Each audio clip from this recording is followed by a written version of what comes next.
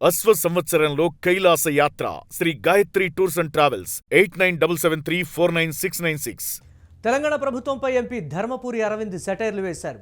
గాలి ప్రభుత్వం అంటూ మండిపడ్డారు. ఇళ్లు కట్టకుండా కూల్చివేతలే చేస్తున్నారంటూ కామెంట్ చేశారు అరవింద్. గాంధీ సరోవర్, హైడ్రా జిల్లాల్లో కూల్చివేతలపై మండిపడ్డారు ఆయన.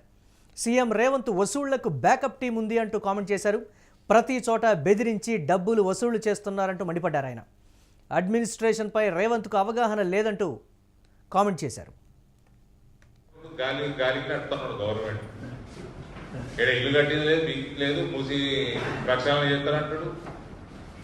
ఎక్కడికి పోవాలి మరి? ఇలా చెప్పకుండా చేయకుండా ఆయన ఇదంతా ఒక ఫాల్స్ అండి.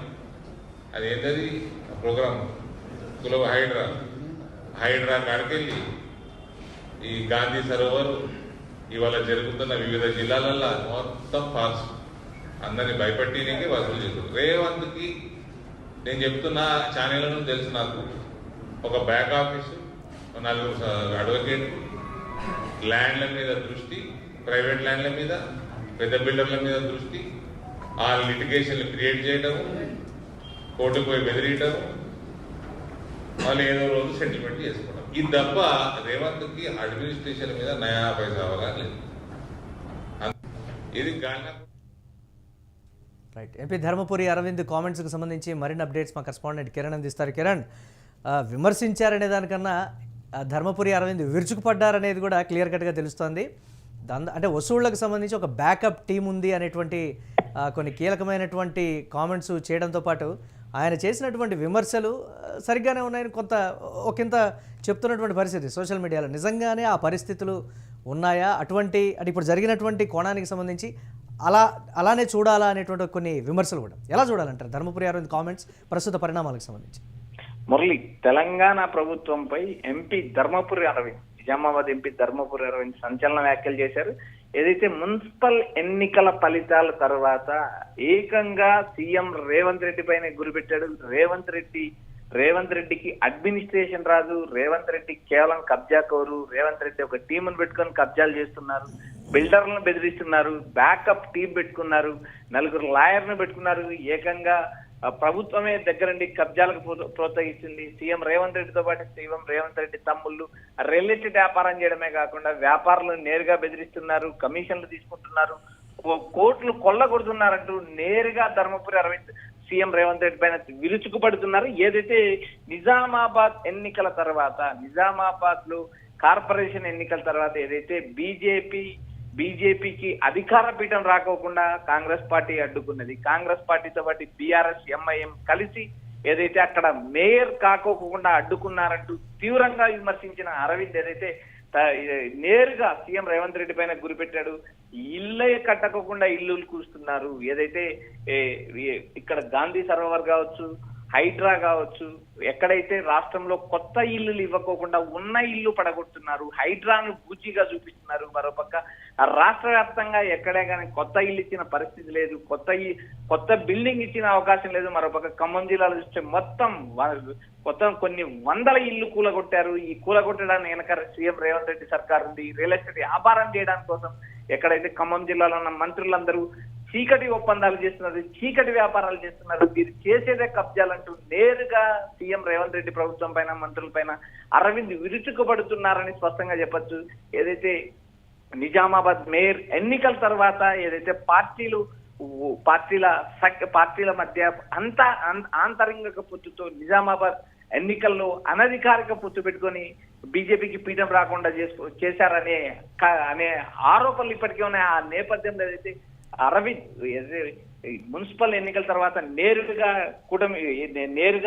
ప్రభుత్వం పైన విరుచుకుపడుతున్నారు. ఒక్కసారి ఆయన మాట్లాడిన అంశాలు కూడా మనం చూసినప్పుడు సీఎం రేవంత్ రెడ్డి వెనుక వసూళ్లకు ఒక బ్యాక్ టీం ఉంది, ప్రతి చోట బెదిరించి డబ్బులు వసూలు చేస్తున్నారు. అడ్మినిస్ట్రేషన్ అనేది రేవంత్ రెడ్డికి రాదు. ఇది గాలిగాని పాలన, గాలివాటంతో కాంగ్రెస్ ప్రభుత్వం అధికారంలోకి వచ్చింది. ఇక్కడ అడ్మినిస్ట్రేషన్ లేదు, వ్యవస్థలను కుప్పగుల్చారు. దాదాపు కాంగ్రెస్ ప్రభుత్వం అధికారంలోకి 2 ఏళ్ళు అవుతుంది. ఎక్కడ కూడా అభివృద్ధి లేదు, కొత్త ప్రాజెక్టులు చేపట్టిన నేపథ్యం లేదు, కొత్త ఇల్లు కట్టిన నేపథ్యం లేదు.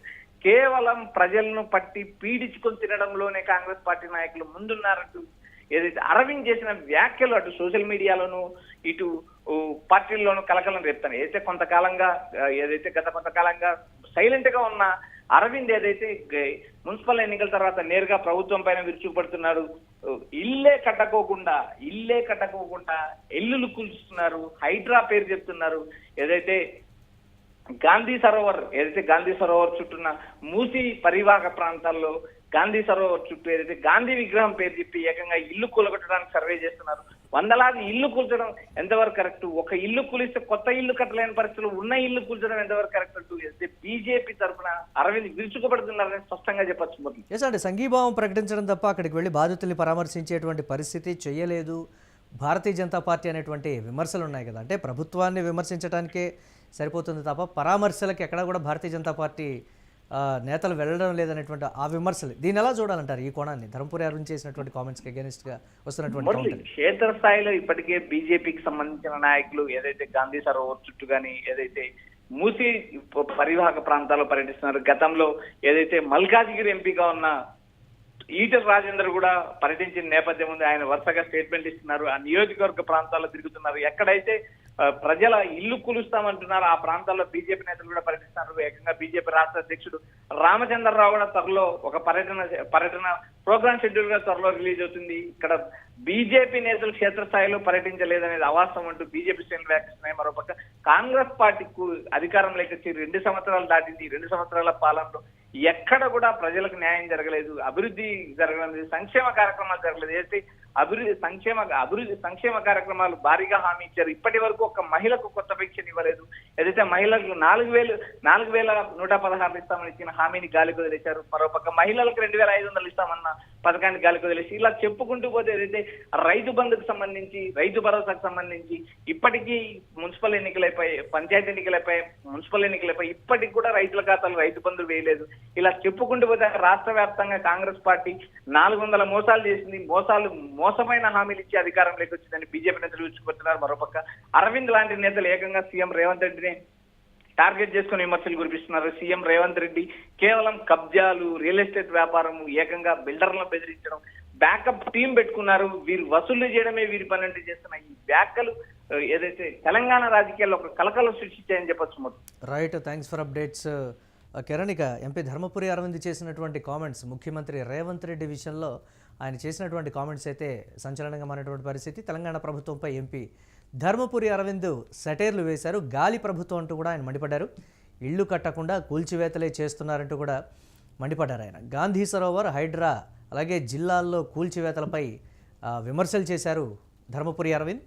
సీఎం రేవంత్ వసూళ్లకు బ్యాకప్ టీం ఉందంటూ కూడా కీలకమైనటువంటి వ్యాఖ్య చేశారు. ప్రతి చోట బెదిరించి డబ్బు వసూళ్లు చేస్తున్నారంటూ మండిపడ్డారు. అడ్మినిస్ట్రేషన్పై రేవంత్కు అవగాహన లేదంటూ విమర్శించారు.